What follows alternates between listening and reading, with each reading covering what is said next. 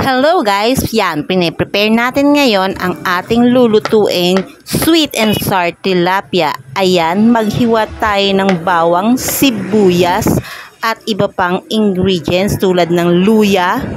Balatan natin at hiwain natin ang julienne cut. Isunod natin itong siling makopa na pagkapula-pula. Lagyan din natin ng carrots na pangpalinaw ng ating mga mata. Magandang source ng vitamin A yan.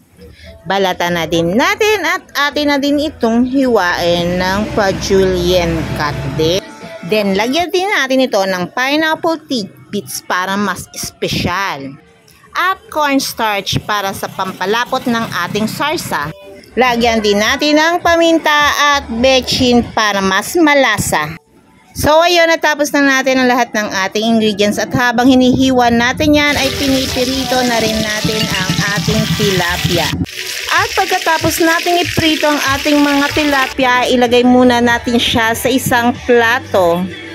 Pagkatapos nun ay ihanda na natin ang panggisa at simulan na natin para sa ating sweet and sour sauce.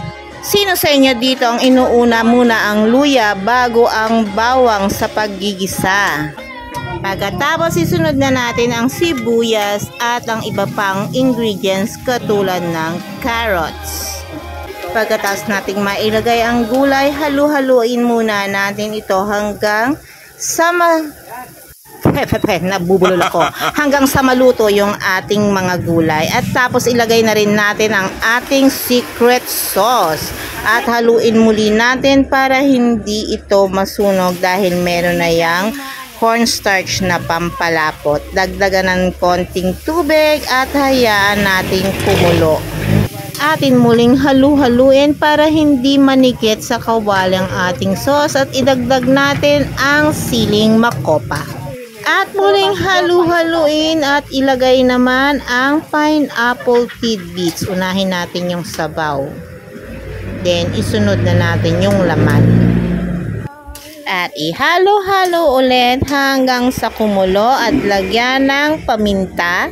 At bago ko makalimutan, huwag ninyong kalimutan na ako ay i-follow, i-like at i-share ang aking mga video. Yan, lagyan nyo ng bechin para mas masarap.